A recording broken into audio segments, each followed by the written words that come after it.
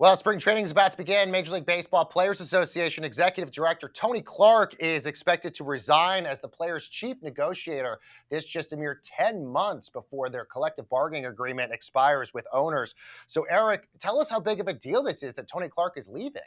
Well, this would be a massive deal at any time in any year, but the fact that, as you correctly indicate, this is a labor year, a negotiating year with the owners, it makes it even more so that the union is about to enter a massive negotiation with the owners where there are going to be large scale economic changes on the table. Owners are expected to go for a salary cap. Whether or not that happens obviously remains to be seen, but there seems to be a fairly universal agreement that the status quo and the kind of economic imbalance that we have in the sport is unsustainable.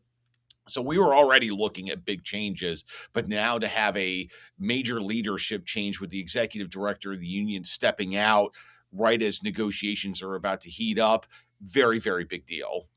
So, Eric, how much do we know why Tony Clark is resigning, and how much of this is tied to the investigation that he's under from the Southern District of New York? That's primarily what's going on, that there are some real serious questions about the financial propriety of what's happened in relate with the union's involvement with one team partners. What happened with that licensing money that was generated through that venture? Was it spent correctly? That's all been a matter of investigation. We don't have the final answers to all of that, but that's been a very big cloud hanging over Tony Clark specifically and the organization as a whole. It's also important to note that a couple of years ago, there was some insurgency to remove both him and the deputy executive director, Bruce Meyer, that there's been for some years now a growing divide between the veteran player leadership within the union, the folks that usually make up the executive committee of the organization, and the younger rank and file.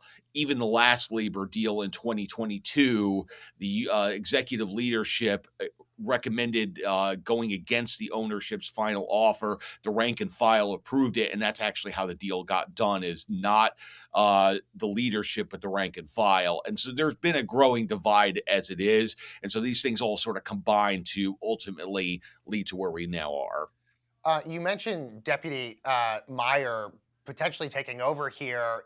Is he going to be the person that oversees this in the interim, or is he going to be the person that sort of leads the negotiations for the players?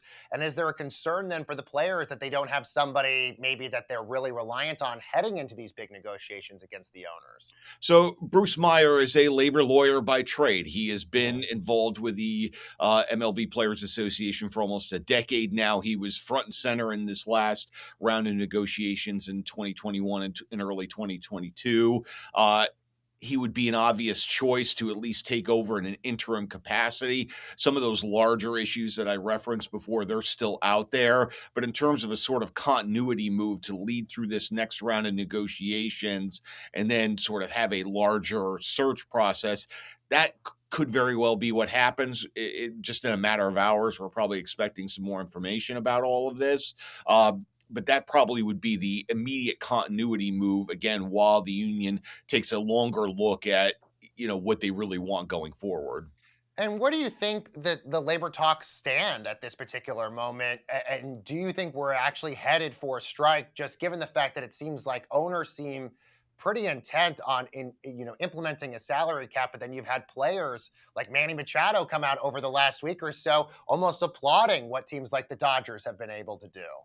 Yeah, so the expected move at this point would be a management lockout and not a player strike. But a work stoppage is, right now sort of the odds-on outcome, given that, again, we've got a large structural divide in terms of where we go in the future business of baseball. The talks themselves are expected to really get more serious after opening day. There's a lot going on in terms of getting spring training going. We got the World Baseball Classic coming up in a couple of weeks here, getting started, and that's an event that's co-owned and operated by the players and the union, or the league and the union, and then you've got all the opening day related matters. So they're sort of talking right now, and then once all of these kind of preliminary season start activities get done, then I think you get to sort of a brass tacks. Okay, here's a negotiating schedule, and here's how it's going to start getting going.